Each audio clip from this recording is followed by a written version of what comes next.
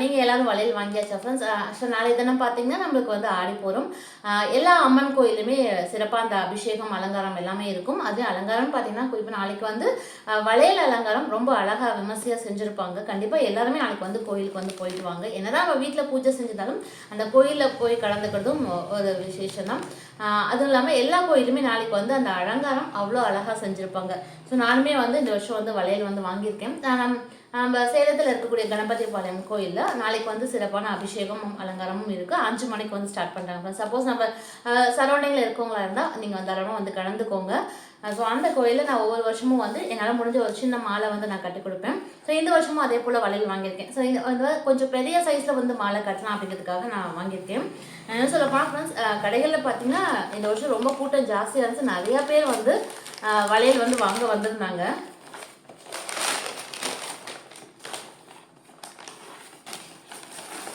So நானுமே பார்த்தீங்கன்னா so பொதுவாகவே வந்து நம்ம க்ரீன் கலர் இந்த ரெட் கலர் தானே அம்மனுக்கு வந்து அதிகமாக நம்ம கொடுக்கணும். ஸோ அதனால் அந்த காம்பினேஷன் வந்து நான் வாங்கிட்டு வந்திருக்கேன். நான் வாங்கினது ரெண்டுமே சேம் கலர் தான், இதே கலர் காம்பினேஷன் தான். இன்னொரு பேக்கம் மாலை கொஞ்சம் பெருசாக வேணுங்கிறதுக்காக வாங்கியிருக்கேன். ஸோ இதை அழகாக ஒரு மாலையாக கட்டலாங்களாம். ஸோ கட்டி முடிச்சுட்டு பார்ப்போம் இது எப்படி அழகாக வருதுன்னு.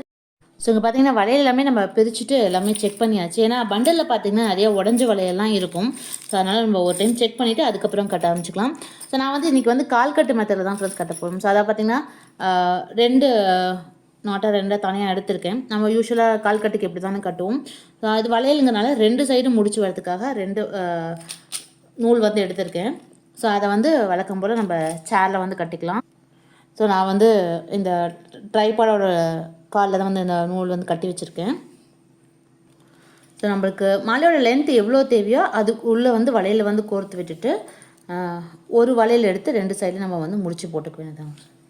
கால் கட்டுக்கு நம்ம முடிச்சு போடுவோம்ல அதே போல் தான்.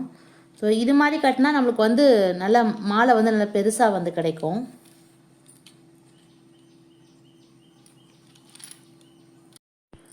பார்த்திங்கன்னா நம்ம எடுத்து வச்சுருக்க அப்படியே ஒரு லென்த் வரலாம் கட்டியாச்சு. ஸோ அப்படியே இன்னும் மிச்சம் இருக்கக்கூடிய அந்த கயிறுக்குமே கட்டினோம்னா அழகாக நமக்கு அந்த ஒரு பக்கத்தோட அந்த லென்த்துக்கு வந்து கிடச்சிரும். ஸோ ஃபுல்லாக நான் கட்டிட்டு உங்களுக்கு காமிக்கிறேன் ஃப்ரெண்ட்ஸ்.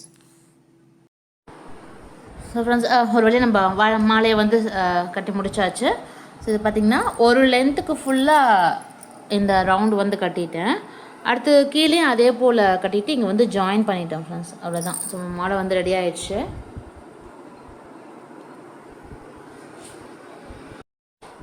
ஸோ நம்ம இங்கே கட்டின அந்த நூறுலாம் கொஞ்சம் தெரியுது இல்லைங்களா, அதனால் கொஞ்சம் இந்த ஆரிய ஒர்க்கில் இருக்கக்கூடியதை வந்து அந்த இடத்துல ஒட்டி விட்டுடலாம். ஸோ பார்க்குறதுக்கு கொஞ்சம் நல்லாயிருக்கும்.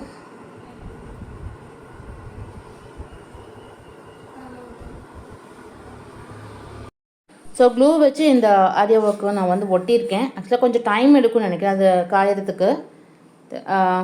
ஜஸ்ட்டு ட்ரை பண்ணியிருக்கேன், எப்படி ஸ்ட்ராங்காக இருக்குன்னு தெரியல. பட் ஆனால் மாலை ஒர்க் வந்து நீட்டாக முடிஞ்சிருச்சு.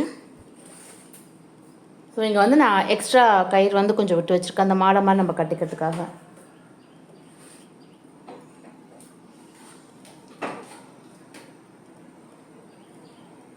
ஸோ நாளைக்கு இதை எடுத்துகிட்டு போய் நம்ம கோயிலில் கொடுத்துட வேண்டியதான்.